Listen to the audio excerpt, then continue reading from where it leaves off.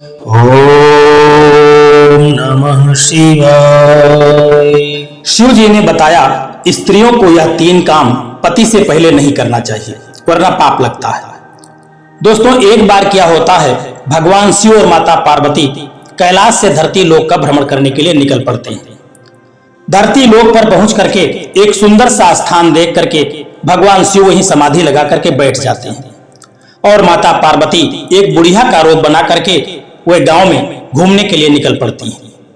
मैया पार्वती कुछ देर के बाद गांव में घूम करके भगवान शिव के पास वापस आती हैं तो कहने लगती हैं कि प्रभु, आज जब मैं गांव में घूमने के लिए गई थी तो वहां मैंने कुछ विचित्र दृश्य देखे हैं, इसलिए मैं आपसे जानना चाहती हूं कि ऐसे कौन से 3 काम हैं जो पत्नी को पति से पहले नहीं करना चाहिए।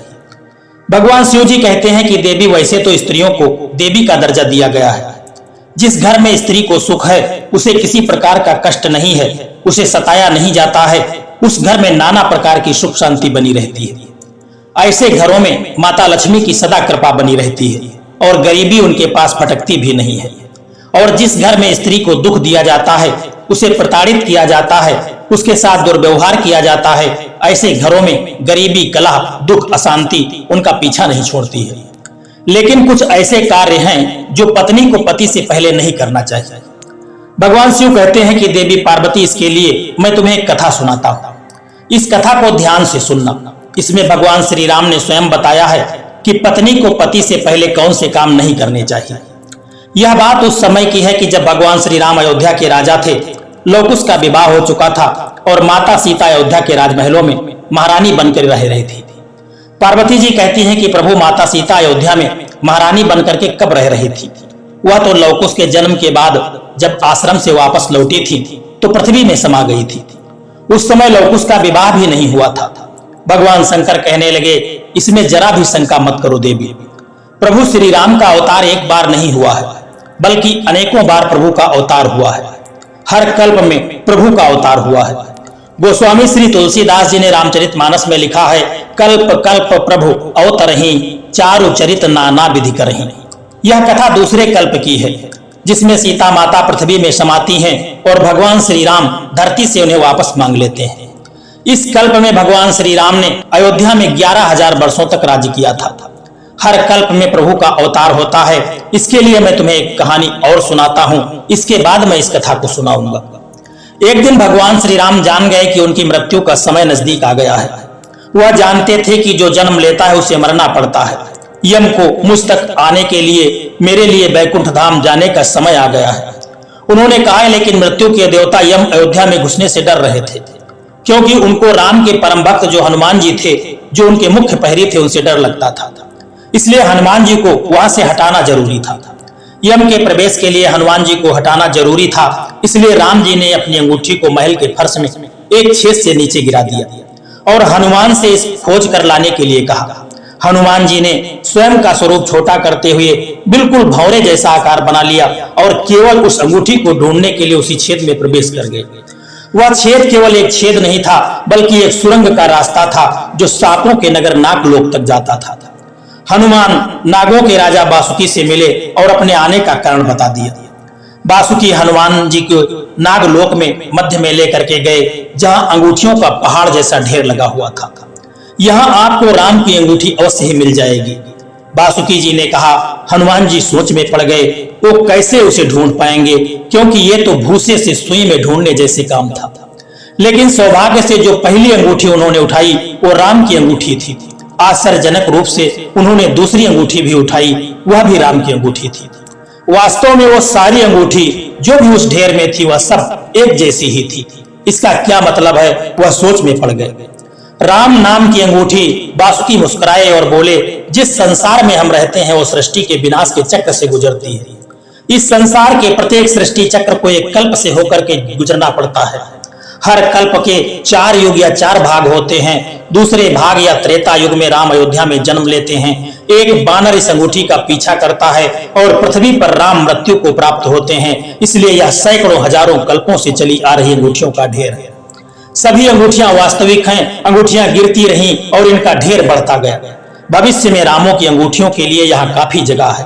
हनुमान जी जान गए कि उनका नागलोक में प्रवेश और अंगूठियों के पर्वत के साक्षात कोई आकस्मिक घटना नहीं थी। यह राम को उनको समझाने का मार्ग था कि मृत्यु को आने से रोका नहीं जा सकता है।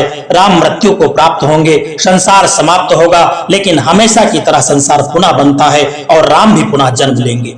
इस कथा को सुनने के बाद शिव जी कहने लगे कि देवी, जब लव कुश का विवाह हो चुका था, एक दिन लव और कुश के ससुराल से कुछ भेंट आई थी, जिसमें फल और फूलों से सजी हुई सुंदर सुंदर कुछ टोकरियां थी। भगवान श्री राम ने कुछ टोकरियां अपने भाई बंधुओं में भिजवा दी और कुछ को इधर उधर बंटवा दिया और शेष टोकरियों को माता सीता के पास भिजवा दिया। माता सीता ने जब उन टोकरियों को देखा तो उसमें से एक टोकरी को माता सीता जी खोल करके देखने लगी। उसमें बड़े ही सुंदर सुंदर कमल के पुष्प रखे हुए थे। माता सीता जी उसमें से एक सुंदर कमल के फूल को उठा करके उसे सूंघने लगी। माता सीता उस समय यह भूल चुकी थी कि अब तक उन फूलों की सुगंध उनके स्वामी प्रभु श्री राम ने नहीं ली थी और ना ही सीता मैया ने उन फूलों को प्रभु श्री राम को अर्पण किया था। दोस्तों, इसको या तो माता सीता की भूल समझी जा सकती है या फिर इस जगत को शिक्षा देने के लिए एक नई लीला। दोस्तों, भगवान से कभी भूल होती नहीं है। उनकी हर लीला मानव जाति को शिक्षा देने के लिए होती है। जिस समय सीता मैया महलों में बैठी हुई उस कमल के सुंदर फूलों की खुशबू ले रही थी, उसी समय भगवान श्री राम जो अंतर्यामी है वह ध्यान मुद्रा में जाकर के सब कुछ देख रहे थे। प्रभु श्री राम विचार कर रहे थे कि आखिर सीता जी के इस व्यवहार से समस्त मानव जाति की स्त्रियों को कौन सा संदेश मिलेगा। मेरे सूंघे बिना ही इस पुष्प को सूंघ लिया। एक पतिव्रता स्त्री में यह गुण नहीं होना चाहिए। एक शीलवती और पतिव्रता स्त्री को चाहिए, यदि कोई स्वादिष्ट पकवान मिष्ठान आदि खाना है तो वह सबसे पहले पति को अर्पण करने के बाद ही इसका सेवन करना चाहिए या फिर उसकी आज्ञा मिलने पर ही इसका उपभोग करना चाहिए। ऐसा करने से पत्नी को पति के अनादर का दोष नहीं लगता है। एक स्त्री को पृथ्वी की तरह सहनशील और धैर्यवान होना चाहिए, क्योंकि सबको खिलाने का काम एक स्त्री ही करती है। इसीलिए स्त्री को महान माना गया है। एक स्त्री को पूरे घर के पेट भरने की चिंता होती है। जिस घर में स्त्री नहीं होती वह घर नहीं होता है। जिस तरह से एक सरोवर में बिना फूल के उसकी कोई सुंदरता नहीं होती है, इसी तरह से एक घर में बिना स्त्री के उसकी कोई सुंदरता नहीं होती है। आप चाहे कितना भी सुंदर घर को बना लो, सोने चांदी के चित्रकारी करवा लो, हीरे मोती मड़ियों से उसे जड़वा दो, लेकिन बिना स्त्री से इस घर की कोई सुंदरता नहीं। दोस्तों, भगवान श्री राम ने सोचा कि यदि माता सीता जो इस समय यह काम कर रही हैं, इस पर यदि मैं चुप रहा तो संसार की सारी स्त्रियों को इनसे कौन सी शिक्षा मिलेगी और कौन सा अनुसरण करेंगी।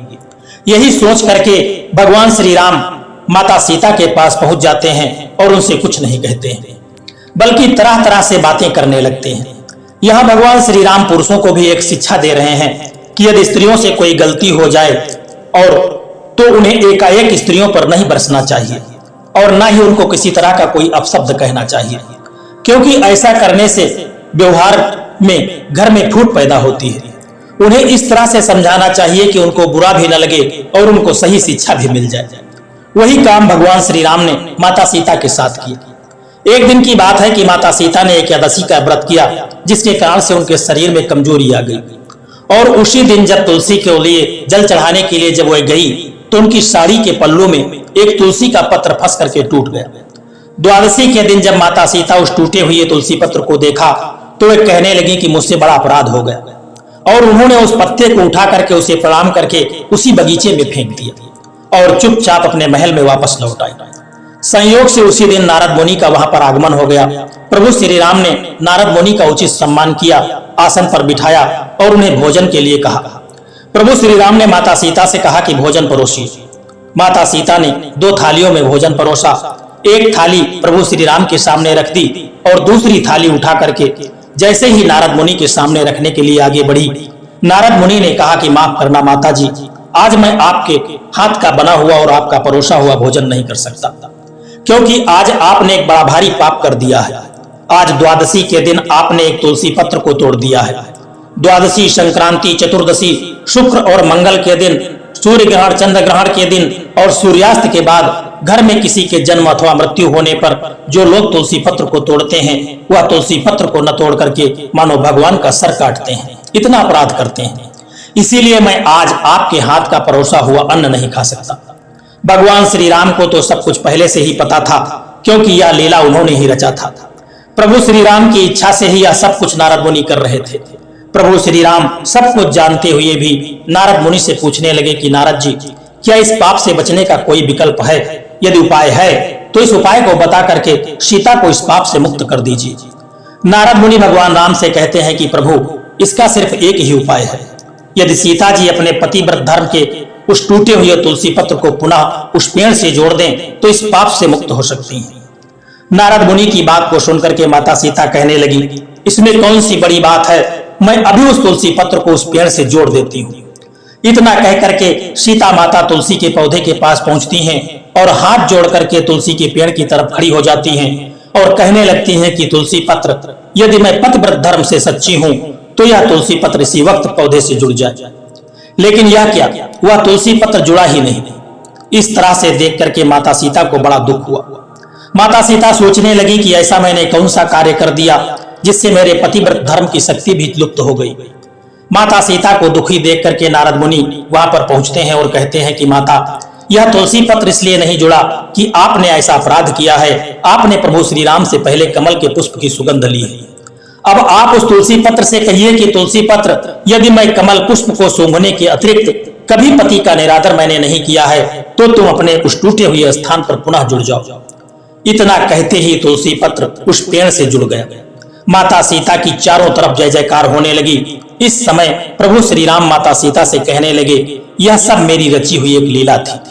मेरे ही इच्छा से यह तुलसी का पत्र टूटा था और मेरे ही कहने पर नारद मुनि का यहाँ पर आगमन हुआ था, इसीलिए आप नारद मुनि को क्षमा कर दीजिए। इतना कह करके माता सीता ने नारद मुनि को क्षमा किया, क्योंकि मैं आपके माध्यम से समस्त नारी जाति को शिक्षा देना चाहता था। मैं यह बताना चाहता था कि अपने पति को अलग करके अलग अलग भोगों का उपभोग न करें। प्रभु श्री राम कहने लगे कि पत्नी को यह 3 काम पति से पहले कभी नहीं करना चाहिए। पहला काम, किसी भी चीज का उपभोग न करें। यदि करना है तो पति के साथ में करें या फिर पति की आज्ञा मिलने पर ही करें। दूसरा काम, पति की आज्ञा के बिना कहीं भी आना जाना न करें। यदि जाएं तो पति के साथ में जाएं, चाहे वह कितना भी करीबी रिश्तेदार हो, बिना उसकी आज्ञा के कहीं मत जाएं। और तीसरा काम, किसी भी अपरिचित व्यक्ति से वार्तालाप न करें। यदि वार्तालाप करें तो पति की मौजूदगी में करें। इस तरह से भगवान शंकर ने माता पार्वती को कथा सुनाई और माता पार्वती को यह बात बताई कि स्त्रियों को यह 3 काम पति से पहले नहीं करना चाहिए। दोस्तों, वैसे कहा गया है कि पतिव्रता स्त्री को अपने पति के अलावा अन्य पुरुषों से अधिक निकटता या संवाद नहीं रखना चाहिए। पति की आज्ञा का उसे कभी भी उल्लंघन नहीं करना चाहिए और न ही अपने पति की निंदा और आलोचना करनी चाहिए। उसे अपने चरित्र का पालन करना चाहिए, अशुद्ध और अश्लील आचरण नहीं करना चाहिए और पति की सेवा में उसे कदापि लापरवाही नहीं बरतनी चाहिए।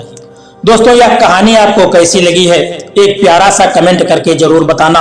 और यदि वीडियो आपको अच्छा लगा है, पसंद आया है, तो वीडियो को लाइक शेयर करना और चैनल को सब्सक्राइब करने की भी कृपा कर देना। जय श्री कृष्ण, राधे राधे।